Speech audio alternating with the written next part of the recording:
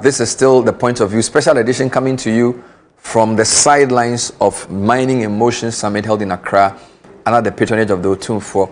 We just heard from Sami Jemfi speaking about the role of the Gold Board in Ghana's economic transformation. I sat down with him in front of conference participants with that interview. I had later on sat down with the Chief Sustainability and Corporate Affairs Officer of AngloGold Ashanti, Stewart Bailey, and he spoke about sustainable mining and local growth. So we are here at the sidelines of Mining in Motion happening in Accra, Ghana. The lead sponsor, AngloGold Ashanti. I have the Chief Sustainability and Corporate Affairs Officer, Stewart Bailey, who gave a rather resounding presentation earlier today for his reflections on what's gone on so far and what the key issues are for mining globally. Stewart, great to have you. Thanks. Thank you, Ben. How proud does AGA feel about being the lead sponsor for this event? I think this is an important event for us, and we're very happy to be associated with it. Of course, this was the vision of His Majesty the Asantehene, who really wanted to convene stakeholders from not only across Ghana but across the world, really, to come into the global south, into Accra, to talk about the burning issues of the day that are affecting mining companies across the continent. As Africa's largest gold producer, and obviously a company that carries the Ashanti name, puts a unique burden on us, which we're very happy to carry, very happy to be associated with the conference. What, in your view, are the key issues that this conference ought to be addressing? Look, I think that what's clear is that what's become front and center at the conference is the issue of artisanal and small-scale mining, the regularization and professionalization of ASM, but also looking at illegal mining and what both the government and the industry can do about that. It's been really gratifying from our perspective to see the very open and strong stance that the government has taken on the issue, and we're obviously encouraged and very happy to be part of that conversation. How does the fact that small-scale mining has gotten more sophisticated, that's one, and the fact that criminal gangs are getting involved, how does that complicate the effort to regularize it? What we realize is that Ghana was not called the Gold Coast for nothing, is that this has really been the cradle of gold mining on the continent for the longest time, and artisanal and small-scale mining existed here for hundreds of years, and it will likely for hundreds of years more. That's a good starting point. What has happened, however, is that you've seen gold prices go up very, very strongly over the last 10 years. We all know it. We see the gold price on the TV every night at the end of the news broadcast. Everybody knows what the price is.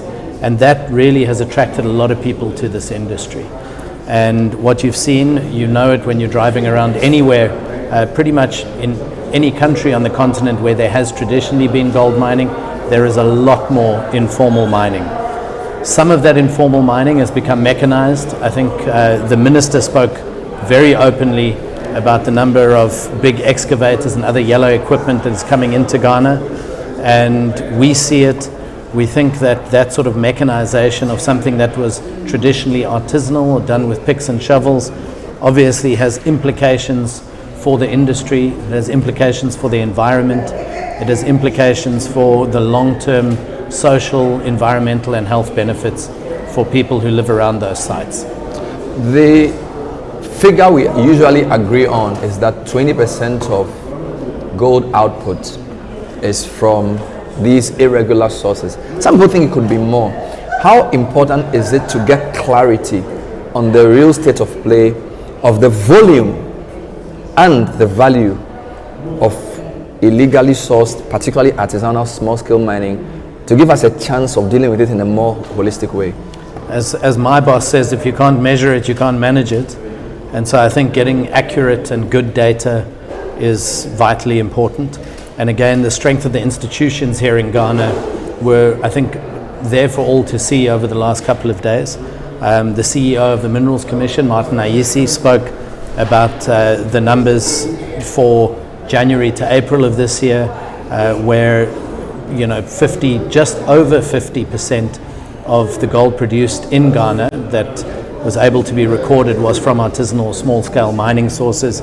You heard the excellent presentation from the CEO of the Gold Board after that, talking about how that's not necessarily a reflection of more mining, but really saying that it's due to government's efforts to formalize gold purchases, which we think is a great innovation here, and how they're starting to capture and bring more of those ounces into the regulatory or into the official net. We think what that's going to do is allow government to see where the gold is coming from. It's going to allow for, I think, more effective formalization initiatives, and that in itself is going to start to help us look at and manage better the sort of more difficult consequences of unchecked artisanal mining. One of the speakers said artisanal mining of the illegal kind is everywhere, from Alaska to Australia, so it's not a Ghana problem. But the fact that in Ghana we see more of our exports now being from the artisanal side, does that worry you as CSO of probably the world's most famous large-scale mining company? Is that, for example, a concern that if the trend of production from small-scale miners goes up, your business model could mean lower output in the next decade or two? Is it a concern? Look, I think that we've long recognized the fact that the incentive for people to get involved in this industry is there when the price goes higher. This is an activity that really dwarfs alternatives available to most people. So it's not surprising to see more people involved. I think that we're very confident in our business model. Our business model rests on a few key things. Responsible extraction of a scarce natural resource. We are custodians of that natural resource for the countries that we operate in. We need to make sure that benefit from the ounces that we produce accrues, of course, to our shareholders, but also to the government of Ghana, to the people of Obuasi and the people in Ghana at large. Now, we have very clear ways of doing that. You know, we have some significant public health interventions, infrastructure projects, education projects, and business development projects. We pour a lot of money, a lot of resources into that. Equally, we're a large taxpayer in Ghana, and as the price goes up, as profitability goes up, we hope to pay more tax. That is an important thing for us. So we think that that is important. We know that the government recognizes the importance of our business model, and at the same time, we can't turn a blind eye to the fact that we have a very large traditional business that is growing at a rapid rate, and that we need to help as part of a broader stakeholder group to formalize and to professionalize that part of the industry. There's no question. What we're encouraged by is the fact that government, certainly from our perspective, seems to have the same view on that. And we heard those presentations this week, which were very powerful, diagnosed the issues very carefully, and we will avail ourselves to assist in that process. Being a global company in many parts of the world, any lessons or examples to share from particularly South America for we in Africa around ways of tracing and also tracking these flows? Because I know you have mines in Brazil, in Colombia as well, so you're a global company. Any ideas to share? What should, of course, the Gold Board is a great idea from Ghana, so they can learn from us, but what can we also learn from other markets in how they're dealing with this? I think in many ways Africa is an innovator on this, and we should be proud of that. As you pointed out, the Gold Board, similar innovations in Tanzania, I think really make sure that the predatory behavior from middlemen in this industry, whether it be people who are buying gold, people who are financing small-scale mining, at sort of loan shark type interest rates, those people effectively start to get marginalized by the introduction of the Gold Board. And so we're very supportive of that generally. As we look around the world, we see that tracing and provenance of gold is something that the industry itself is seized by the importance of. So along with 8 other senior members of the World Gold Council, what we're looking at is technology, blockchain technology, and others to make sure that we can trace mined gold from our mines, from the mine all the way to the customer. And what that will do is give the customer an assurance that the ounce of gold that they're buying is not only being responsibly mined, but in effect has helped benefits accrue to a very broad base of stakeholders. And we think whether they be financial or retail consumers of gold are interested in that kind of narrative, that is based in fact. And that's something that we're busy with. The technology is increasingly available, and that technology ultimately should also be available to small-scale miners that follow the rules as well. Just finally, the minerals chamber, or the mining chamber in Ghana, which has the private large-scale mining companies, have been talking a lot about value chain development.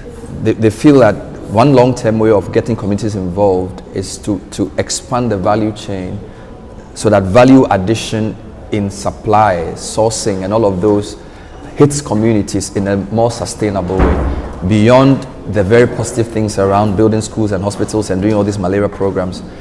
Can you comment a bit about that as one way of getting local communities to appreciate the long-term value of mining? Because what tends to happen is a lot of people see the mining companies as they're coming to exploit our resource and they're leaving.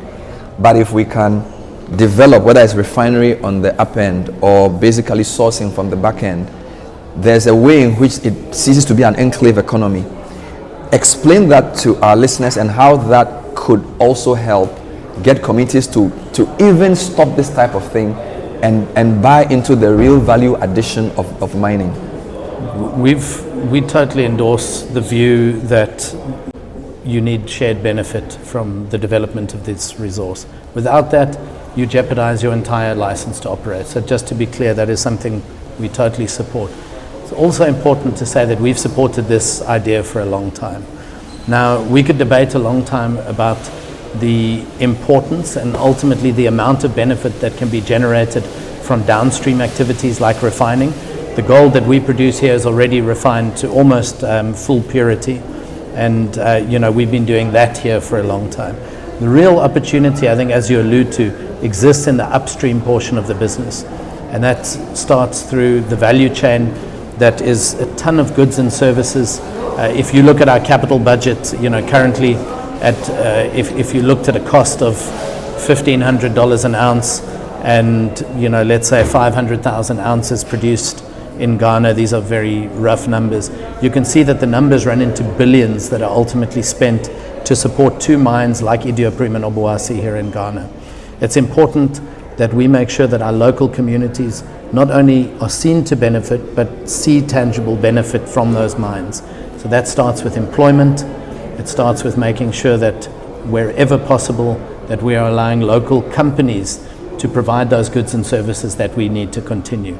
In many ways, we've been leaders in that, in that upstream portion of value sharing, whether it be through the joint ventures that we have on our underground mining contract, a first for Ghana, but there are many others through, whether it be procurement and other drilling contracts and so forth. So, which is a long way of really supporting your notion that if we are going to be here for the long term, and we certainly are, we've been here for decades and we'll be here for decades more, is that we need to be working with our partners in Ghana, and that is fully what we intend. Finally, let's end where we started. These are great times to be talking mining in Africa, particularly Ghana. There's a new government. Gold is doing well globally, and it seems to be helping stabilize the economy as well. How much of a bounce can the industry get from this? Asante is here, the president is here, everybody who matters in mining on the continent is here. What kind of opportunity does it offer the industry to reset itself, to tackle the challenges you elaborated earlier? We should be clear that having that sort of support from the very highest levels of government for such a key industry that provides, in the double-digit contribution to the GDP of the country is vitally important. I think we took encouragement from a shared message that foreign investment into Ghana is very much welcome, and we feel that here in Ghana. Obviously that's key if you're going to be attracting the sort of multi-billion-dollar investments that really move the dial in any economy. The gold price is massively supportive, $3,400 an ounce. These are bonanza days, there's no doubt. And again, you're seeing that in the proliferation of small-scale mining. You're seeing that in the profits of large-scale mining. There's no question about it. We need to make sure that we're being prudent at this time, that we are not making capital allocation decisions that are going to turn out to be, sort of potentially foolhardy at lower gold prices. And that's where we are at the moment, is just making sure that we're careful, we continue to mind the business, we continue to develop our ore bodies in a responsible and respectful way, and that we're making sure that benefits accrue to our stakeholders. That's the game for us. If we can make strong profits that result in higher taxes in the end of the day, we're very happy to do that. But we're less obsessed about today, more obsessed about what happens 10 years from now. That's a great place to end. Thank you, Stewart. Thank you, Bernard. We've been talking to the Chief Sustainability and Corporate Affairs Officer for AngloGold Ashanti Global at the sidelines of Mining in Motion. They are the lead sponsors, and we've been discussing some of the key topics: artisanal and small-scale mining and how to deal with some of its challenges. We'll be right back with more. This is a special conversation at the sidelines of Mining in Motion in Accra, Ghana. Stay with us.